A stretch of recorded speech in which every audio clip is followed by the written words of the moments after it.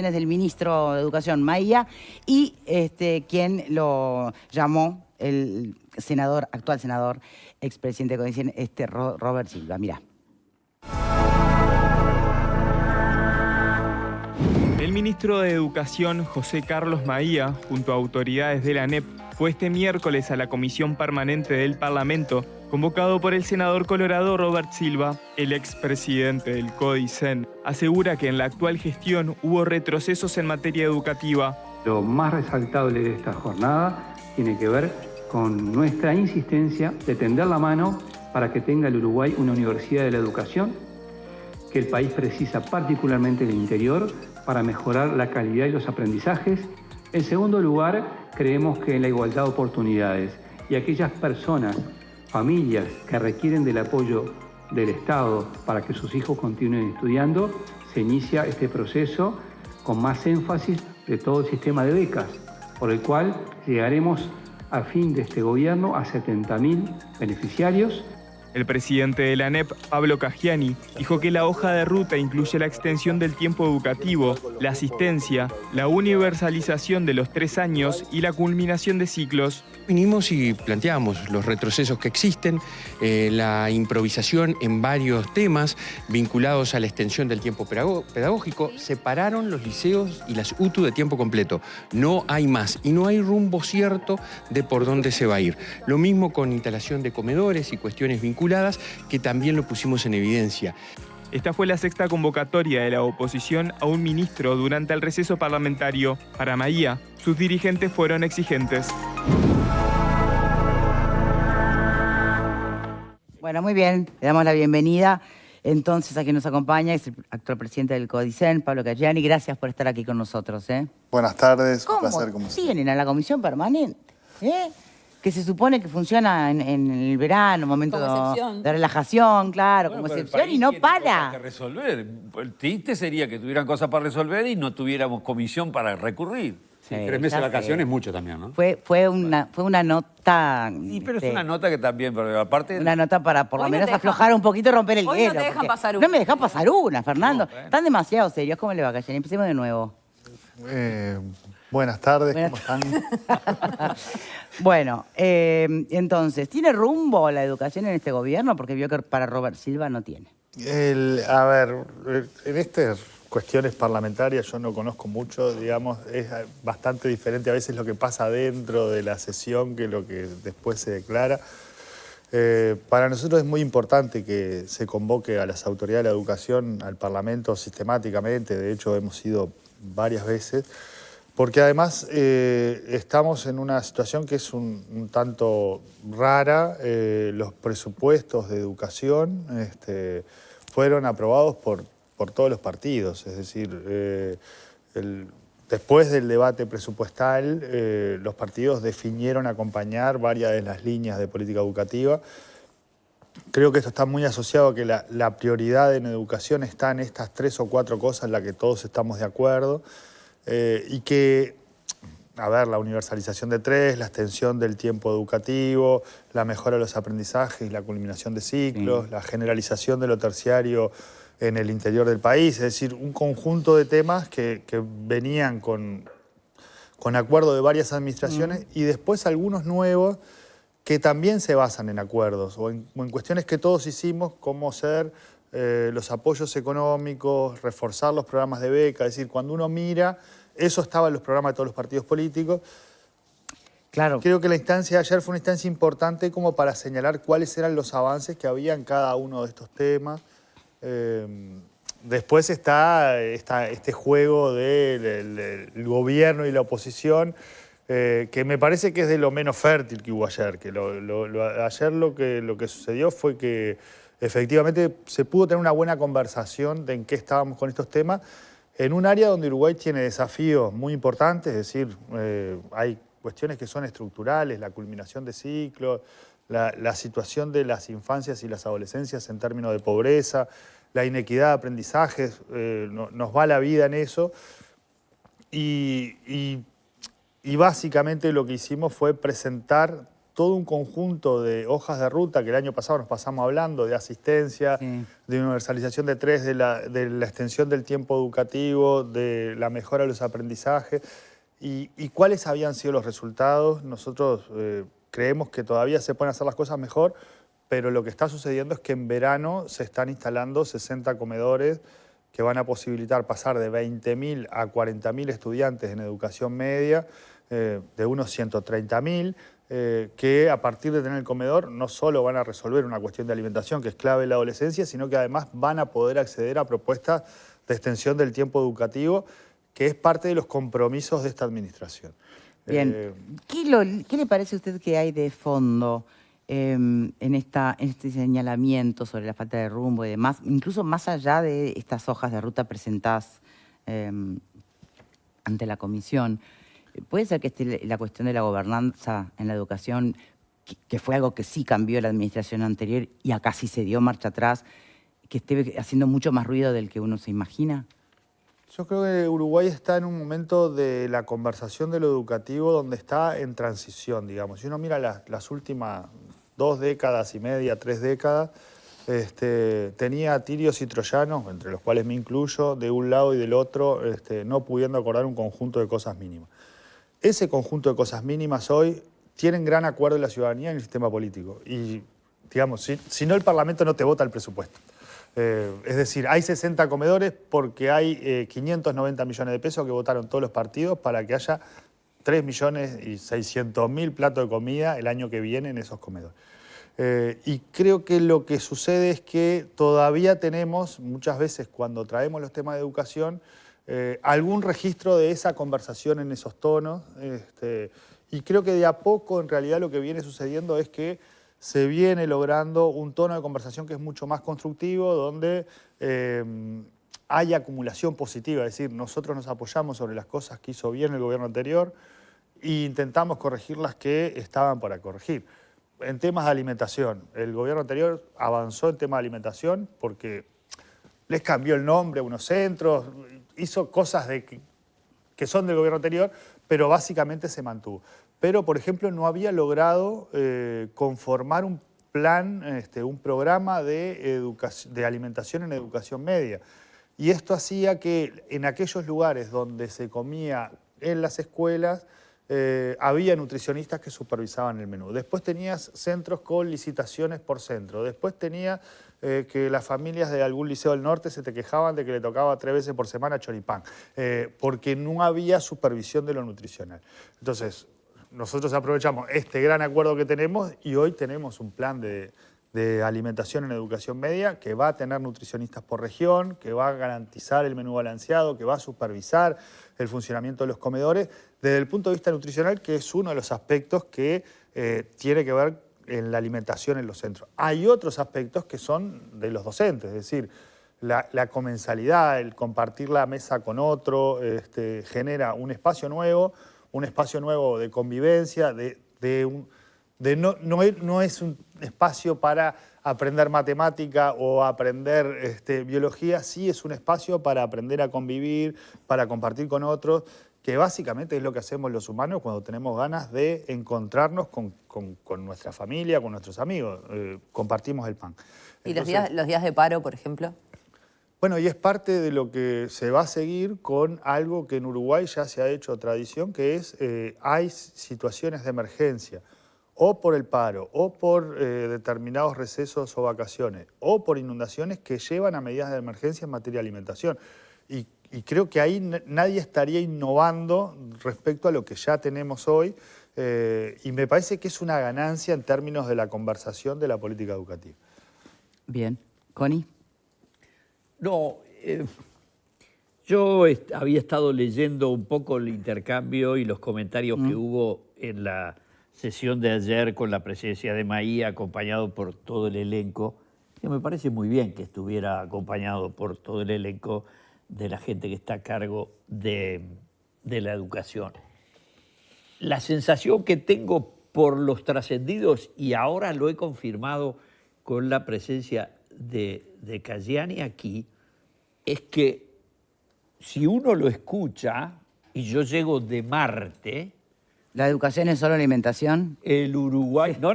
Pensé El que ibas ahí. Uruguay está complicado porque han logrado llevar las comidas a 40.000 almuerzos. Mientras tanto, tenemos 600.000 usuarios del sistema educativo que en lo demás andan de maravilla. Bueno, sí. Entonces, y eso lo escuché decir a algún crítico al salir de la reunión, y la verdad es que me sorprendió, pero teniendo al presidente de ANEP acá, ¿cuáles son las cosas? Es decir, me encanta la idea de los que somos de familia numerosa. Tuvimos la comensalidad, era un poco a la carrera porque yo volvía corriendo en la bicicleta, comía con mis hermanos y después salía de vuelta porque tenía clases. No comía en el liceo ni en la escuela. Es decir, ahí lo único que se requería era ser veloz en la bicicleta. Pero la comensalidad, no tengo que decir que me parece fundamental. Imagínense que nosotros éramos solos. ¿Qué es lo que te preocupa? Entonces, ¿Que se reduzca digo, eso, la discusión de la educación? Cuando veo a Cayani Tan, le diría, y los temas de las especialidades por la extensión del horario. Pedagógico. Las metodologías introducidas, las materias que se ampliaron y otras que se redujeron, el planteo de que 60% de los que terminan el ciclo de secundaria no lo terminan. De esas cosas, ¿qué está en el plan que tenemos por delante? Cayani. Sí, por eso yo hacía referencia a esto de las hojas de ruta, porque es de las primeras administraciones que publicó resoluciones para mejorar la asistencia asidua, para modificar lo curricular, para mejorar los aprendizajes, para extender el tiempo, intentando ordenar un conjunto de activos que tiene el país. En la extensión del tiempo, Uruguay, que no es un país con grandes diferencias culturales, ni con montañas, ni valles en el medio, tiene 9 formas de extender el tiempo. El senador Silva ayer mencionaba una, que es los centros María Espínola, digamos. Sí. Pero de esas 9 formas, todas tienen cosas positivas, algunas tienen 30 años, otras tienen 20, otras tienen 5, y lo que estamos intentando es ordenarlas para que haya una oferta que sea más consistente. Esto de duplicar la extensión del tiempo, colocar apoyos económicos y colocar alimentación, parecen que pueden ser cosas no educativas, pero impactan directamente, y hay estudios que así lo demuestran, sobre la asistencia. Es decir, extender el tiempo y resolver alimentación mejora la asistencia de los centros educativos. Nosotros tenemos un bruto problema de asistencia que después de la pandemia no ha parado de empeorar. Entonces, podemos tener el mejor sistema educativo del mundo, pero si los gurises no van, no hay forma de que aprendan, no hay forma de que se les acerque la matriz de protección social. Hay un conjunto de temas que tenemos que resolver haciendo que los gurises vayan asiduamente. Los gurises de inicial, de primaria y de media. Entonces, este tipo de medidas van sobre estos otros temas. Sin asistencia no hay culminación de ciclos, es imposible. Después sí hay que ver cómo se sigue avanzando en materia curricular. Nosotros hemos sido como muy claros en que las últimas 2 administraciones de la educación, que son de signos diferentes, pensaron lo curricular en algo que denunciaba Julio Castro hace más de 50 años, que es que no puede ser que el que se tenga que adaptar a lo educativo sea el niño o el adolescente y no el sistema educativo a sus niños y adolescentes. Entonces, pensar lo programático, los aprendizajes entre los 3 y los 18 años, empieza a hacer superar una perspectiva de cada uno de los subsistemas. ¿Esto resuelve por sí solo las cuestiones? No, este es otro de los lugares donde hay evidencia que lo curricular, la vinculación de lo programático con la vida de los gurises es un lugar que hay que seguir explorando. Silva ayer decía, bueno, bajaron la cantidad de optativas en educación media básica, ¿no? en el EBI. Sí es cierto, física dejó de ser optativa y pasó a ser obligatoria porque entendemos que el sistema educativo tiene que enseñar física para que los gurises puedan optar o no por física. Pero aumentamos la cantidad de optativas en primero de bachillerato, es decir, en lo que antes era cuarto año, que es un momento donde los gurises tienen que después empezar a optar cuál es su recorrido de formación. ¿Puedo hacer una pregunta en el medio? Perdón. Sí. Eso de volver a ser obligatoria física, ¿no? Y no pudo haber operado ahí un poquito de como de... No le quiero llamar capricho porque no es capricho, y tampoco es lobby, pero es batalla que dieron los profesores, puntualmente de física y además los gremios en la defensa de algunas materias. Probablemente los profesores de física estén contentos con que vuelva a ser obligatorio, pero siendo optativa tenían las horas. Lo que sucede es que la política curricular lo que define es qué es lo que le ofrece el sistema educativo y por lo tanto el mundo adulto. Bueno, y desde esa misma perspectiva es que se debatió y se había llegado a la conclusión, por lo menos en la administración anterior, de que era optativa. ¿Esa y alguna otra materia también? Y quedaba como optativa educación artística o musical. A nosotros nos parecía que eso también era parte de las cuestiones que había que ofrecer, porque además después uno de los posibles bachilleratos para elegir, y se aumentó la cantidad de optativas en primero de media superior. Y aparece no solo lo que ya estaba, sino aparece educación financiera, aparecen un conjunto de temas que son importantes hoy en la vida de los gurises, que son importantes en la vida de la sociedad. Digamos, hemos tenido un montón de problemas por no tener educación financiera. Imagínate los adolescentes. No, eso ya era hora, definitivamente ya era hora. Entonces, y además eso está pautado en la hoja de ruta. Es decir, no es que esto se vaya haciendo como medio a las escondidas, sino que está publicado.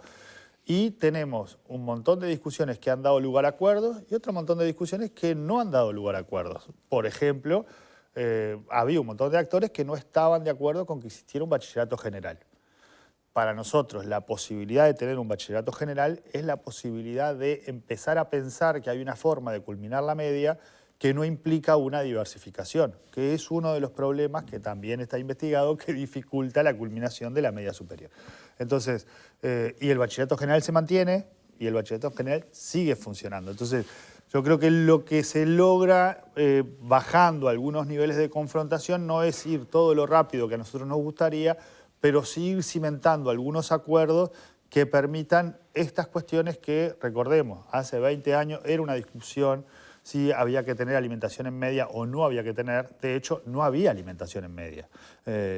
Y hoy tenemos 30% de los gurises bajo la línea de pobreza según el nuevo método de cálculo, unos arreglos de cuidado que son complicados para los adolescentes, un conjunto de temas que hacen que esto traccione a que vayan más, a que aprendan más, a que además es el tercer momento de la vida donde se desarrolla el cerebro, es decir, es el embarazo, la primera infancia y la adolescencia, y nosotros teníamos una frazada muy corta en la adolescencia.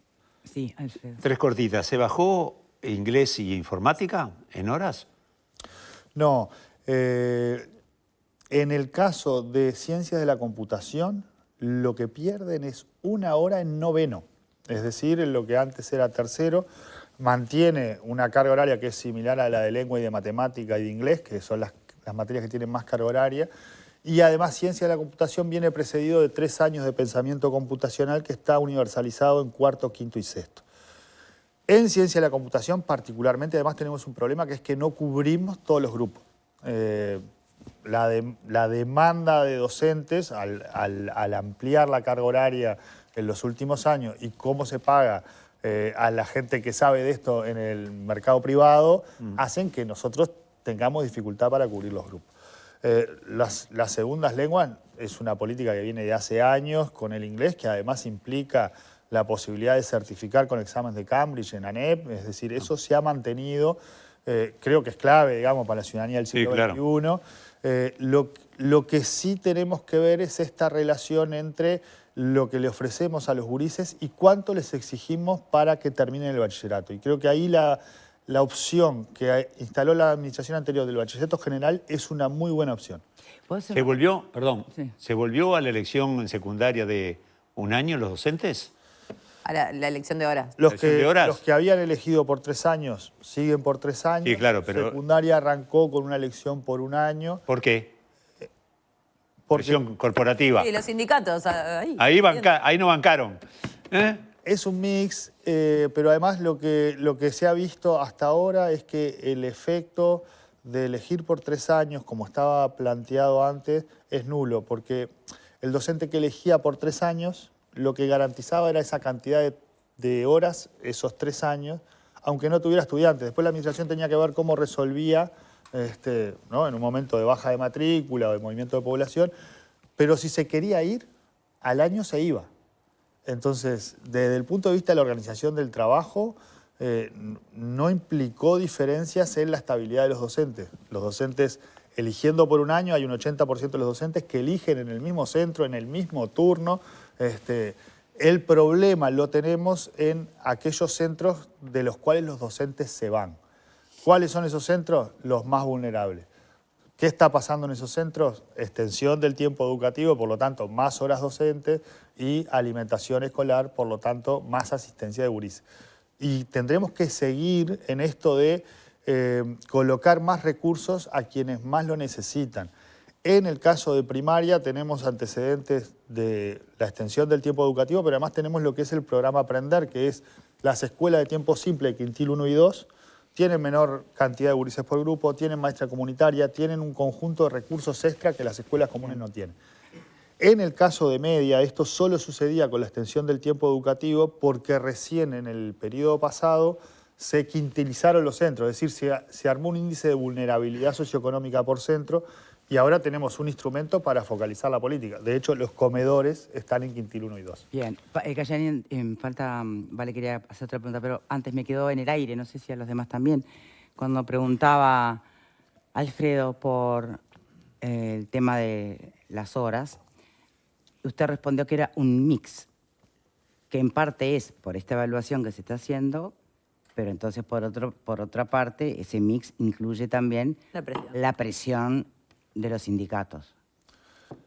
Es que saquemos a los sindicatos, porque en esto de poner los sindicatos... Es bravo sacar a los sindicatos. Bueno, pero la pregunta de Alfredo fue bien específica, no fue presión de grupos específicos. No, un ciudadano que entienda el mundo de hoy, ¿tiene que saber astronomía o no tiene que saber astronomía? O se lo podemos dar a elegir como se le damos a elegir jugar al ping-pong, al cricket o al fútbol. ¿No hay presión sindical? ¿No presionan los... ¿Tiene que saber o no tiene que saber astronomía? Tiene que saber astronomía. Sí, yo no pregunté si tiene que saber astronomía. Le pregunté si hay presión o no por parte de los sindicatos. Yo creo que cualquier lugar donde las definiciones tienen un componente que es salarial o de carga de trabajo, tiene situaciones con los colectivos que viven de eso y es razonable que así sea. Digamos, no hay ningún empresario, por ejemplo, que se organice para perder dinero. Más bien presionan para tener más ingresos. No, el problema sería que en realidad la educación del Uruguay quedará sujeta a los grupos de presión. Bueno, ya que ya está sujeta a los grupos de presión. En realidad no, pero además voy a poner el ejemplo que traía. Nos falta tiempo, me parece que se tiene que dar más tiempo. ¿Se puede quedar después de la pausa, nuestro invitado? Yo me quedo hasta cuando ustedes me echen, pero mirá lo que pasó con Ciencia de la Computación. Todo el mundo está preguntando porque se perdieron muchas horas en Ciencia de la Computación. Bueno, en realidad se había perdido 1 hora. Es parte de la discusión con las cuestiones más corporativas y se perdió 1 hora de una materia que no se logran cubrir todos los grupos. Espere, ¿puede quedarse, sí? Sí, como... Bueno, hacemos una pausita y ya venimos, así ya... Antes les recuerdo...